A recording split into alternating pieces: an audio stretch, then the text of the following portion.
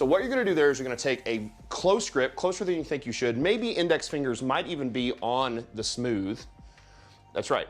Bar is gonna be in the bottom of the palm of your hand, so it's gonna be close grip, wrist straight, elbows forward. So throw your elbows forward, elbows are gonna be close together, stand up tall.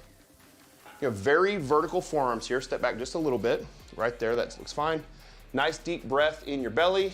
You're not gonna move anything in here. Hips aren't gonna move, belly's not gonna move. You're just gonna press straight up overhead and you're gonna shrug at the top and bring it right back down. That's good. You're gonna keep it as close to your face as you can. The aiming point on the way up and the way down is your nose. One more time. And that is a strict press. And down and walk it in, touch the uprights. The press 2.0 adds the hip movement. And so what we're gonna do is we're gonna stay really, really tight on the press. We're gonna lock our quads, lock our knees, and we're just gonna push our hips forward. And when our hips go forward, the bar is gonna come down. I don't wanna worry about my shoulders going back and forth. As my hips go forward, the bar and my shoulders stay over my midfoot and they get lower and then it fires up. And so it sort of is like compressing a spring and then boing, it pops back up and it helps throw the bar off your shoulders to complete the rep. So let's show that. Press 2.0.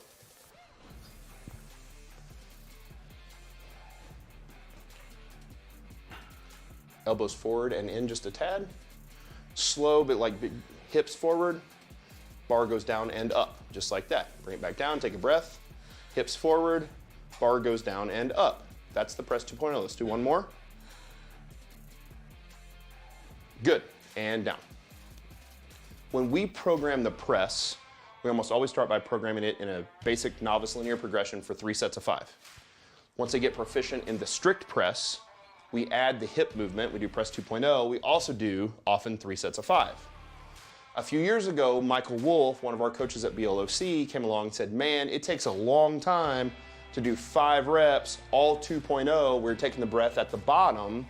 And he said, I've realized that you can do more weight if you do the first rep with a press 2.0, hips throw, but then after the first rep, you breathe out, breathe in, and then you just bring the bar down and right back up. And you don't pause at the bottom. After rep 1, you pause at the top.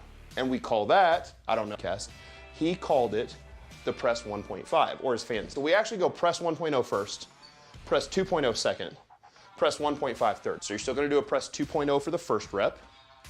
Big breath, hips, throw, hold, shrug, breathe out, breathe in, down and up. Good. Now this time as you bring it down, I actually want you to push your hips forward as you come down and fire up. There we go, good. A little more, hips forward. Good, one more.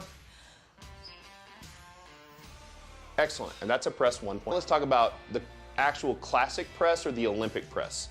And I started to look at videos of guys from the 60s and 70s when presses were like the absolute highest.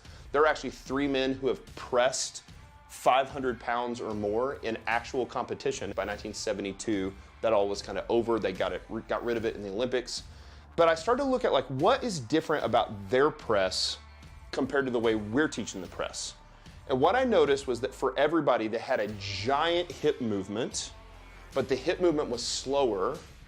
For everybody, the bar was touching their shoulders or at worst was resting on their clavicle. So there was no space between the barbell and their shoulders, right? So that was gonna make the grip have to change based on how long your forearms are, because we've got to be able to get the bar on your shoulders. And then step 3 was a layback. So what they would do is they would use this giant hip throw to throw the bar, and they would throw it as high as they could. And when they got it as high as they could, they would start laying back, and as they laid back, their elbows would get straight, and then boom, they'd come up, and they would press tons more weight. So rather than a bouncy hip where I go hip throw, I'm gonna reach forward, hips, hips, hips, hips, stretch, stretch, stretch, stretch, stretch, wham, right? That's what I'm gonna do. And then I'm gonna throw it, and I'm gonna start to lay back. Now, this is an empty bar, so it's not that heavy, so we'll see. So for the Olympic press, because I need the bar to rest on your shoulders, clavicle, like actually be in contact with your torso, you're gonna widen your grip just a tiny bit. So probably an inch wider than you normally take it. You're still gonna carry the bar low in your palm. Elbows are still gonna be forward. Wrists are gonna be as straight as they can be while maintaining contact, just like that. Elbows up just a little bit. That'll lift your delts. Elbows up, straighter wrist. Good, stand up tall, just like that, walk back. Now, bar's in contact, so I have what I need. Now you're gonna push your hips forward as far as you can and let the bar sink, sink, sink, and then uncurl and throw. Good, that's better. Back down. Just make your hips throw. Okay, not bad, a little bit more. So think about this, stretch, and then you're gonna just stand up as tall as you can. Stretch first and get short, now get as tall as you can. Get tall first, one more time. You can do it, I know you're getting tired. Straight wrists. Don't worry about pressing, just get tall fast. Tall, okay, that's fine. Now rack it, that's fine. Yep, in contact, that looks great. Just stand up as fast as you can. Okay, that's better. Hips forward, and then throw. Good, better. One more, and then rest again. Okay, it's fine, rest. So while this lift in the end is gonna be very explosive, while you learn it, it's okay to be slow. It's not a big deal. The goal here is to break this movement up into 2 separate movements. And then throw it to about your top of your head. And when it gets to the top of your head, whether you feel like you need to or not, I want you to start laying back to finish it. So just lean back as far as you can, and let's see what it looks like. So hips first, lean back second. I want you to throw the bar as high as you can with your hips, and then actually almost make the bar stop and lean back while the bar is holding in the same spot, and see if you can get your elbows to get straighter and straighter as you lay back.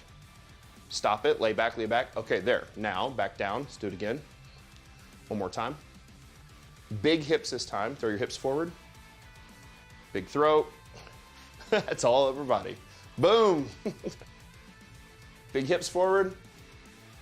Throw, lay back, finish. Okay, that's not bad. Do it again. Hips forward, harder. Stand up tall. That's fine. Like, you broke it up. I don't mind doing some of our more advanced lifters who've been doing it for a while, what it looks like after you've practiced it with the big hip throw and the big layback to finish that lift. That's the progression of the press. We connect the bar to the torso and then throw and then lay back to finish the lift. And that's the classic press or the Olympic press that we've seen all the Olympic lifters do in the 50s, 60s, and 70s.